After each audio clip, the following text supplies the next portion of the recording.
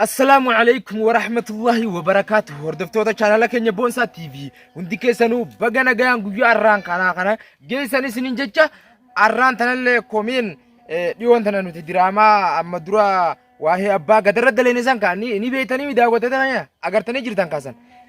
Diraamaa san irratti hedduu takka namni gaafii fi yaada komantii jalan nuu kannaa ture.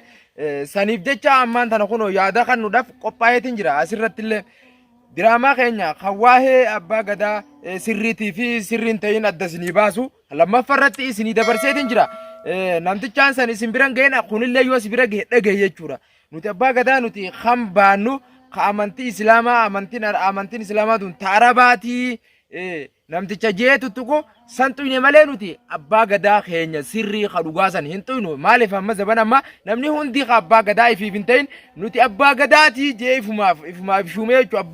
Abbaa gadaa ifumaaf maxxansu jira akkatti sun hin barbaachisu. Ati yeroo kiyya dhagaye abbaa gadaa ka uummanni filatee jira, ka uummanni Oromoo filatee jira, ka nuti filannee jira. Bakka kana jala deemuudha malee namni hundi akkanumatti fi abbaa gadaati jee deemuun ahoon ni isin jirtu jechuudha. Ankaniin andeen gadda baanu kaniin baanu warra abbaa gadaa akkanumatti ifumaa ifilee amantii islaamaa tuttuqu amantiin tun taarabaati maal gootanii quraanni kunis nurratti hin buune jee warra amantii islaamaa tuttuqu jira. Nuti amantiin islaamaa amantii namaa takkallee tuquu hin feetu ni isin taatus amantii namaa tuttuquun hin barbaachisu hanga isaanii fi dura si tuqanitti tuquun hin taatu jechuudha.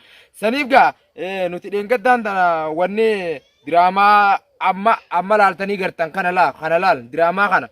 Wanni nuti dalayneef sababa nama abbaa gadaa uummanni Oromoo takka nuti hin filatiin ifuma abbaa gadaatiif hin jee amantii teenya islaamaa tana tuttuqurratti diraamaa kana baafne warri abbaa gadaa qulqullee taatanii jirtan kan uummanni filate kana hundi keessanuuga akka nu tuqee jira hin jenne dhiifame isin jecha isinii miti warra abbaa gadaa warra isin maqaa balleessu jiru jira sani amantiin islaamaa abbaa amantii namaa tuttuquu isinii isin feetu wal jaaladhaa jette amantiin islaamaa qulqulliidha. Alhamdulillahi rabbil alamin kan rabbiin amantii islaamaa tana nuu kanne rabbii keenyaaf galata galchuudha qabnaa jechuudha. Isin hundi namni islaamaa ta'e guutuun keessan amantii tana rabbiitu sii file jechuudha.